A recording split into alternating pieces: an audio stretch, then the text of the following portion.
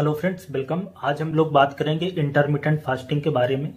एक तो है क्या, इसके पीछे का साइंस क्या है, कैसे हमें अपने प्लान को सिलेक्ट करना है, क्या चीजें खाना है, क्या इसके हेल्थ बेनिफिट हैं, क्या साइड इफेक्ट पॉसिबल हैं, एक्सरसाइज इसके साथ कितनी देर करना है, किसको कितना फायदा मिलेगा, कब नहीं करना है, ये सारी चीजें हम इंटरमिटेंट फास्टिंग के बारे में जानेंगे।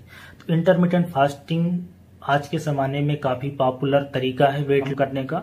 बाकी भी प्री डायबिटीज़ है, किसी को हाइपरटेंशन है, मोटापा है, दूसरे मेटाबॉलिक इश्यूज है, उसमें रिकमेंड किया जाता है। बहुत देशों में अलग अलग तरह की स्टडीज हुई हैं, काफ़ी अच्छे रिजल्ट्स मिले हैं। दो रीज़न है इंटरमिटेंट फास्टिंग इतना पॉपुलर होने का। एक तो ये जो वेट लॉस का प्रोग्राम है आपके नॉर्मल दिनचर्या जैसा ही है, मतलब खाने में थोड़ी सी फ्लेक्सिबिलिटी मिलती है, राइट। और दूसरा, इतना महंगा भी कार्यक्रम नहीं है, क्योंकि बाकी के जो डाइट फॉलो की जाती है वेट लॉस के लिए, जो डाइट होती है जैसे कीटो डाइट है, वो काफी महंगा है, वेजिटेरियन लोग उसको नहीं कर सकते, राइट। ऐसे ही हाई प्रोटीन डाइट है, उसके भी अलग अलग इश्यूज हैं। ज्यादातर प्रोटीन वेजिटेरियन ओरिजिन में उतना मिलता नहीं, काफी महंगा होता है, राइट।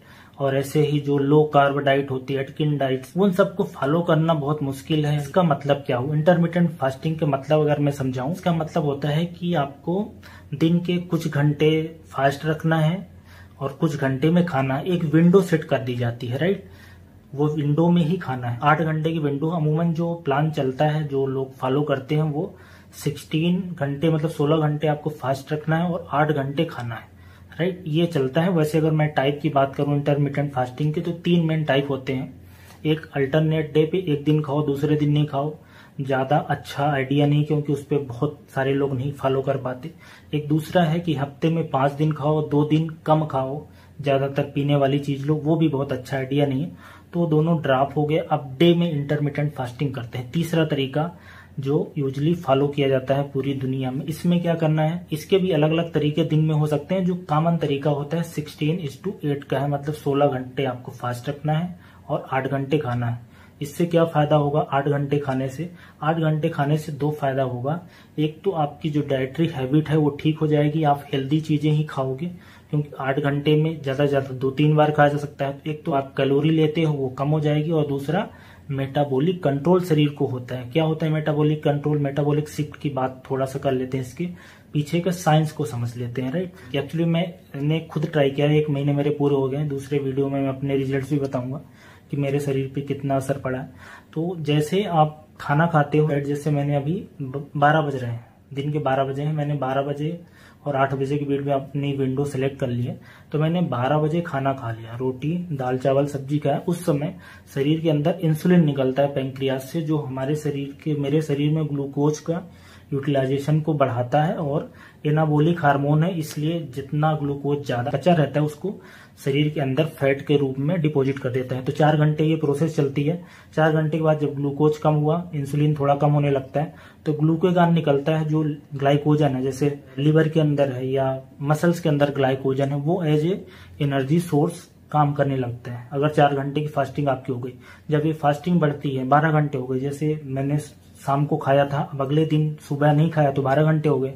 अब उस समय क्या होगा, इंसुलिन कम हो जाता है। इंसुलिन कम होने से, इंसुलिन एनाबॉलिक हार्मोन है, तो शरीर के अंदर एक कैटाबॉलिक स्टेट आ जाती है। मतलब शरीर जो अल्टरनेटिव फ्यूल के सोर्सेस होते हैं ग्लूकोज के अलावा, ग्लूकोज ग्लाइकोजन यूज हो गया, अब बचता है क्या, फैट बचते हैं, जो फैट डिपोजिट है उसका यूटिलाइजेशन बढ़ जाता है। और उसी समय काउंटर रेगुलेटरी हार्मोन होता है। क्या होता है वो? इंसुलिन के अपोजिट इफेक्ट, जैसे ग्रोथ हार्मोन है, एड्रेनलिन है और कार्टिसोल है, ये क्या करते हैं, शरीर के जो अल्टरनेटिव सोर्सेस हैं उससे ग्लूकोज बनाने की कोशिश करते हैं, राइट। सो काउंटर रेगुलेटरी हार्मोन वो बढ़ जाते हैं, इंसुलिन का लेवल कम होता है। अब आपके शरीर के अंदर जो फैट सेल्स होती हैं वो बर्न होने लगती हैं। तो सुबह का जो विंडो है, जब 12 घंटे से ज्यादा की फास्टिंग चालू होती है, मतलब सुबह 8 बजे से लेके 12 बजे के बीच के 4 घंटे का पीरियड, उस समय आपका शरीर फैट सेल्स को as a energy source utilize करने लगता है। ये सेम प्रिंसिपल है कीटो डाइट का, उसमें भी इसी तरह से चलता है। बट इसमें इंपॉर्टेंट चीज क्या होती है, जो ग्रोथ हार्मोन है, राइट। ग्रोथ हार्मोन का लेवल बढ़ने से आपकी जो मांसपेशियां हैं, जो बोन है, उनका डेवलपमेंट नहीं रुकता। ये बहुत इंपॉर्टेंट चीज है कि फैट भी कम होता है और साथ में जो मसल डेवलपमेंट और बोन का जो डेवलपमेंट है वो प्रभावित नहीं होता, क्योंकि बाकी की जो कैलोरी रिस्ट्रिक्टेड डाइट्स है उसमें ये प्रॉब्लम आ रही थी। ये इंटरमिटेंट फास्टिंग को सबसे यूनिक बनाती है, सबसे अच्छी बनाती है। और इसलिए भी अच्छी है क्योंकि इसमें बहुत ज्यादा आपको ना तो पैसे वेस्ट करने हैं, ना कोई अलग से मार्केट से चीजें लाके खरीदनी खानी है, ना घर वालों को परेशान करना है, ना बहुत ज्यादा सोशल इशू प्रभावित होती है, क्योंकि इसमें फ्लेक्सिबिलिटी है। फ्लेक्सिबिलिटी इतनी है कि आप 1 घंटे आगे पीछे भी कर सकते हो, राइट। सो ये तो हो गया इंटरमिटेंट फास्टिंग के बेनिफिट्स के बारे में। वैसे अगर जिनको वेट लॉस करना है, 2 चीजें बिल्कुल मेरी तरफ से याद रखना है, 2 इंपॉर्टेंट चीज। एक, आपके शरीर में 3 मैक्रो न्यूट्रिएंट्स होते हैं, क्या? प्रोटीन, फैट और कार्बोहाइड्रेट। प्रोटीन के अंदर अमीनो एसिड से प्रोटीन बना होता है, उसमें 9 अमीनो एसिड्स ऐसे होते हैं जिनको हम लोग बोलते हैं इसेंशियल अमीनो एसिड्स, मतलब शरीर उसको नहीं बना पाता। वैलिन, आइसोलेसिन, ट्रिप्टिन, हिस्टिडीन और ये सारे, राइट, वो आपको खाने में चाहिए। और दूसरा, fatty acid, essential fatty acids होते हैं, क्या? लिनोलिक एसिड और लिनोलिनिक एसिड, वो भी शरीर नहीं बना पाता, तो वो 2 चीजें चाहिए। और साथ में माइक्रो न्यूट्रिएंट्स जैसे calcium, iron, manganese, copper, cobalt, zinc, ये सारे जो शरीर की अलग अलग केमिकल रिएक्शंस होती हैं, एंजाइम है, हार्मोन, उनमें काम आता है। इसलिए इतनी चीजें तो आपको शरीर को चाहिए, राइट। तो पहला रूल हो गया कि ये जो इंपॉर्टेंट चीजें हैं ये खाने में आपकी होनी चाहिए। दूसरा रूल क्या है?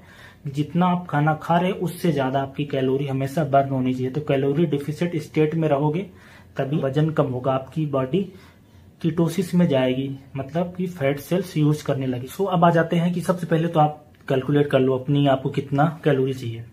जितना वेट हो उसमें 28 का मल्टीप्लिकेशन कर दो। जैसा कि मेरा अभी वेट बोलता हूँ मेरा 77 है, इसमें मैंने 28 का मल्टीप्लिकेशन कर दिया तो लगभग 2100 के आसपास आता है। अगर 2100 किलो कैलोरी मैं दिन भर में लूंगा तो मैं थोड़ा थोड़ा वजन कम करूंगा, राइट। वेट कितना होना चाहिए? वेट आपका जितना सेंटीमीटर में हाइट हो उसमें 100 माइनस कर दो। जैसे मेरी 170 सेंटीमीटर, मैंने 100 माइनस कर दिया तो मेरा 70 kg होना चाहिए। अभी कितना है? 77, मतलब मेरा वजन ज्यादा है। बेसिक चीजें हमने इंटरमिटेंट फास्टिंग के प्रिंसिपल जान लिया, राइट। अब आ जाते हैं इसके बेनिफिट्स के, क्या हेल्थ बेनिफिट्स हैं इंटरमिटेंट फास्टिंग। सबसे पहले तो आप जानो जो बेनिफिट्स है वो उन्हीं लोगों में आता है जो मोटे हैं, जो प्री ओबेज हैं या ओबीज हैं, उन्हीं में ही रिसर्च में आया। ऐसे लोग जो पतले हैं या नॉर्मल उनका वेट है, उन लोगों में इसका कोई फायदा नहीं होगा। तो सिर्फ मोटे लोगों में इसका फायदा, क्या फायदा होगा? एक तो ये जैसा कि मैंने बताया मेटाबॉलिक कंट्रोल को बढ़िया करती है, तो जो इंसुलिन सेंसिटिविटी है वो बढ़ती है, मतलब जो जिनको डायबिटीज होगा तो दवाइयों की डिमांड कम हो जाएगी, उनका शुगर कंट्रोल होगा। जो प्री डायबिटीज में लोग हैं वो नॉर्मल हो जाएंगे, राइट। इसके अलावा ऐसे लोग जो मोटे हैं और हाइपरटेंशन भी है वो कम हो जाएगा, मोटापा कम हो जाएगा। कितना मोटापा कम होगा? अलग अलग स्टडीज में ये पाया गया है कि 2% से लेकर 10% मोटापा कम हो सकता है। मतलब जैसे किसी का वजन 100 kg है तो 10 kg लूज कर सकता है, हो सकता है 2 kg ही लूज करे। तो ऐसा नहीं कि अगर कोई बोलता है कि इंटरमिटेंट फास्टिंग करने से 50 किलो कम कर लोगे, इस तरह से इस डाइट से नहीं होने वाला। दिल की बीमारियों का खतरा कम होगा, अच्छा वाला कोलेस्ट्रॉल HDL बढ़ता है, बुरा वाला कोलेस्ट्रॉल वो कम होता है। डिसलिपिडीमिया की जो शिकायत है वो कम हो जाती है। लंबे समय में जो इन्फ्लेमेटरी मीडिएटर्स होते हैं वो कम होते हैं, जो क्रोनिक इलनेस है वो कम होती है, कैंसर का रिस्क कम होता है, ब्रेन की कुछ बीमारियां, अल्जाइमर्स, न्यूरो डिजनरेटिव इलनेस, ये सारी अलग अलग स्टडीज में पाया गया है कि कम होता है। और वेट लॉस तो होता ही होता है, राइट। वेट लॉस अगर नहीं भी होता है पर ओवरऑल शरीर के लिए काफी अच्छा है, क्योंकि मेटाबॉलिक कंट्रोल होता है, मतलब आपके हार्मोन रेगुलेट होते हैं, ठीक होते हैं। सो ये बेसिकली हो गया इंटरमिटेंट डाइट का बेनिफिट। तो हमने बेनिफिट जान लिया। अब टाइम स्लॉट सेलेक्ट कर लिया था, टाइम स्लॉट आप अपने हिसाब से सेलेक्ट करो। जैसे मैंने सिलेक्ट किया है कि मैं 2 बजे से रात के 10 बजे तक खाऊंगा, कोई 12 से 8 कर सकता है, कोई 1 से 9 कर सकता है, कोई और पहले कर दे तो ज्यादा अच्छा है, क्योंकि रात में खाना खाना ज्यादा अच्छा नहीं होता क्योंकि मेटाबॉलिक प्रोसेस कम होती है। अब क्या खाना खाना है? जैसा कि मैंने शुरू में बताया था, खाना ऐसी चीजें खानी है जिसमें प्रोटीन, कार्बोहाइड्रेट और इसेंशियल फैटी एसिड्स हमें मिले, साथ में माइक्रो न्यूट्रिएंट्स भी मिले जो एंजाइम हार्मोन बनाते हैं, अलग अलग रिएक्शन में काम आते हैं। इसलिए आपको हेल्दी खाना खाना है। अनहेल्दी खाना खाओगे, अनहेल्दी मतलब क्या है? जिसमें तेल मसाला बाजार में डला हुआ है, जिसमें शक्कर डली हुई, मैदा डला हुआ है, क्योंकि उसमें कुछ न्यूट्रिटिव वैल्यू तो होती नहीं है। तो जो बाजार की चीजें हैं उससे दूर रखना है। घर की चीजें मतलब कि सब्जियां, अलग अलग तरह की हरे पत्तेदार सब्जियां हैं वो खानी है, दालें खानी है, नट्स खाने हैं, राइट। जो ड्राई फ्रूट्स है वो ले सकते हैं। इसके अलावा प्रोटीन के लिए सोयाबीन की बनी चीजें हैं, दूध की बनी चीजें हैं, जो लोग नॉनवेज खाते हैं। मीट के प्रोडक्ट्स लेते हैं, ऑयल कम रहे, इस तरह से कोशिश करना है। तो हेल्दी डाइट लेना है जिसमें सारे मिनरल विटामिन ये सब मिले, और जो फैट वाली चीजें होती हैं, ज्यादा तेल मसाला, डिब्बे में बंद, प्रिजर्वेटिव में बंद चीजें होती हैं, बिस्किट, पिज्जा, फास्ट फूड, ये सबको अवॉइड करना। ये हमारे खाने का प्लान हो गया। अब बात करते हैं इसके क्या साइड इफेक्ट हैं, क्या सब कुछ ठीक है इसमें। देखो, इसमें लंबे समय तक स्टडीज जो हुई उसमें कोई बहुत बड़ा साइड इफेक्ट नहीं मिला। जैसे जो न्यूट्रिएंट डिफिशिएंट या कैलोरी डिफिशिएंट जो डाइट्स होती हैं, बाकी की अटकिन डाइट या पैलियो डाइट, कीटो डाइट थी, हाई प्रोटीन डाइट, उनमें साइड इफेक्ट ज्यादा थे। इंटरमीडिएट डाइट में लंबे समय में कोई साइड इफेक्ट नहीं हो। शुरुआत में जैसे आप करते हो तो 3-4 दिन क्या प्रॉब्लम आती है, भूख ज्यादा लगना, थकान लगना, चिड़चिड़ापन लगना, याददाश्त में दिक्कत होती है, राइट, गुस्सा काफी आता है, पेट में जलन हो सकती है, गैस बन सकती है, पर 1-8 हफ्ते बाद वो मामला सेटल हो जाता है। लंबे समय में क्या प्रॉब्लम आती है, गाल ब्लैडर के अंदर स्टोन फॉर्मेशन हो जाता है। स्टोन क्यों बनता है, क्योंकि फास्टिंग स्टेट में रहने पे गाल ब्लैडर है वो अपना कंटेंट आहार नली में आंत के अंदर नहीं छोड़ पाता, तो सुपर सैचुरेशन होने से एक तो स्टोन की समस्या है।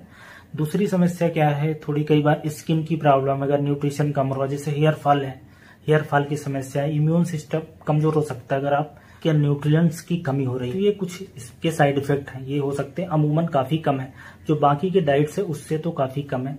अब आ जाते हैं कि ये किसको करना चाहिए, किसको नहीं करना। तो सबसे पहले इंटरमीडिएट फास्टिंग सिर्फ उन लोगों के लिए है जिनका वजन ज्यादा है, जिनका वजन नॉर्मल, उनके लिए नहीं। और किसके लिए नहीं है, छोटे बच्चों के लिए नहीं है, किशोरावस्था में नहीं, जो बुजुर्ग हैं उनके लिए नहीं है, प्रेगनेंसी में नहीं है, लैक्टेशन में नहीं है, जो लोग दवाइयों पे चल रहे हैं, डायबिटीज कंट्रोल नहीं है, ब्लड प्रेशर की समस्या है, उनके लिए ये सब नहीं है, राइट। अब आ जाते हैं इंटरमीडिएट डाइट के साथ एक्सरसाइज का क्या रोल। कम से कम 45 मिनट से 1 घंटा आपको एक्सरसाइज करना चाहिए, कार्डियो, रिलैक्सेशन और स्ट्रेंथ, तीनों तरह की एक्सरसाइज।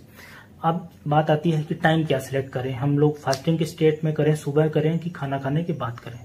दोनों का अलग अलग बेनिफिट है। फास्टिंग की स्टेट करने से जो फैट लॉस होता है वो ज्यादा होता है, क्योंकि सुबह ग्लूकोज शरीर में आपके नहीं है, ग्लाइकोजन नहीं है। तो अगर आप एक्सरसाइज करते हो तो शरीर फैट को यूज करती है। प्रॉब्लम ये है कि आप एक्सरसाइज कम देर कर पाओगे, थक जाओगे। खाना खाने के बाद अगर आप एक्सरसाइज करते हो, जल्दी से ग्लूकोज और ग्लाइकोजन कंज्यूम होगा, तो जो आगे की रात भर की प्रोसेस होगी और अगले दिन सुबह में उस समय शरीर फिर आपके फैट सेल्स का यूटिलाइजेशन करेगी। तो ये तो हो गई एक्सरसाइज। सो हम लोगों ने इंटरमीडिएट फास्टिंग के खाने का, एक्सरसाइज का benefit, side effect, merit, demerit सब देख लिया है। मुझे बेसिकली ये इसलिए डाइट पसंद है क्योंकि इसमें आप नॉर्मल दिनचर्या के लगभग आसपास रहते हो, मतलब जो चीजें आप घर में खाते हो वही चीजें इसमें खाते हो, इसलिए ज्यादातर लोग इसको फॉलो कर पाते हैं, छोड़ते नहीं। क्योंकि जो वेट लॉस का प्रोग्राम है उसमें सबसे बड़ी रुकावट क्या है, लोग छोड़ देते हैं। क्यों? क्योंकि उनके टाइमिंग से सेट नहीं बैठती, खाने की चीजें नहीं मिल पाती, खाना महंगा होता है। इंटरमीडिएट फास्टिंग के साथ वो सब प्रॉब्लम नहीं है, राइट। किसी का वजन कम हो या नहीं हो सकता है कि वजन कम नहीं भी हो। देखो, एक चीज समझना पड़ेगा, इंटरमीडिएट फास्टिंग में बहुत सारी ऐसी स्टडीज अलग अलग वर्ल्ड में हुई है जिसमें वजन पे कोई असर नहीं है, दूसरी चीजें अच्छी हुई है, मतलब डायबिटीज ठीक हुआ है, हाइपरटेंशन में आराम मिला है, पर वजन कम नहीं हुआ है, राइट। तो बिल्कुल चमत्कार की उम्मीद नहीं है। फिर भी जितने बाकी के जो प्लान होते हैं वेट लॉस के, उनमें से इंटरमीडिएट फास्टिंग आज के समय में बेस्ट है, राइट। मेरा क्या एक्सपीरियंस था मैं अगले वीडियो में शेयर करूंगा। नमस्कार।